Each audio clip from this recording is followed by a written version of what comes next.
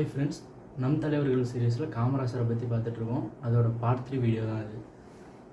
அவரோட விடுதலை போராட்டத்தோட முதல் பகுதியே லாஸ்ட் வீடியோவில் பார்த்தோம். இந்த வீடியோவில் செகண்ட் பார்ட், விடுதலை போராட்டத்தோட செகண்ட் பார்ட் பார்ப்போம். 1927 காமராசர் அவர்களால் நேரு தலைமையில் இந்திய குடியரசு காங்கிரஸ் அப்படின்ற ஒரு பெயரில் மாநாடு நடத்துகிறாங்க. எங்கன்னா விருதுநகரில் இந்திய குடியரசு காங்கிரஸ் அப்படின்ற பெயரில் மாநாடு நடக்குது.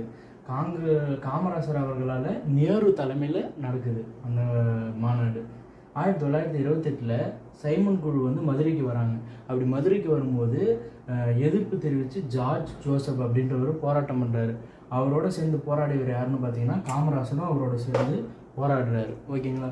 அடுத்து பார்த்தீங்கன்னா 1930 வேதாரண்யம் உப்பு சத்தியாகிரகத்தில் இவர் கலந்துக்கிறாரு. அதாவது காமராசர் கலந்துக்கிறாரு. அதுக்காக அவருக்கு 2 ஆண்டுகள் சிறை தண்டனை விதிக்கப்படுகிறது.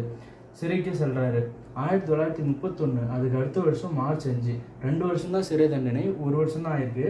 அப்போ காந்தியும் இர்வின்னா அப்போ பிரிட்டிஷ் கவர்மெண்ட்டோட கவர்னர் மாரி. அப்போ இவங்க 2 பேருக்குள்ள ஒரு ஒப்பந்தம் பண்ணுறாங்க.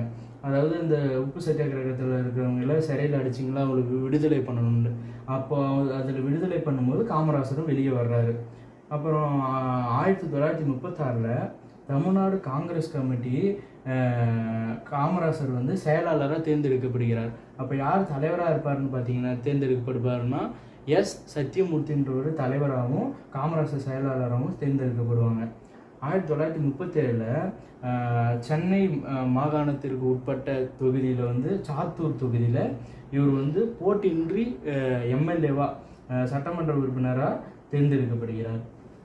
தேங்க்ஸ் ஃபார் வாட்சிங். இந்தமாதிரி காம்படிட்டிவ் எக்ஸாம்ஸ் ரிலேட்டட் வீடியோஸ்க்கு காம்படிட்டிவ் எக்ஸாம்ஸ் சப்ஸ்கிரைப் பண்ணிக்கோங்க.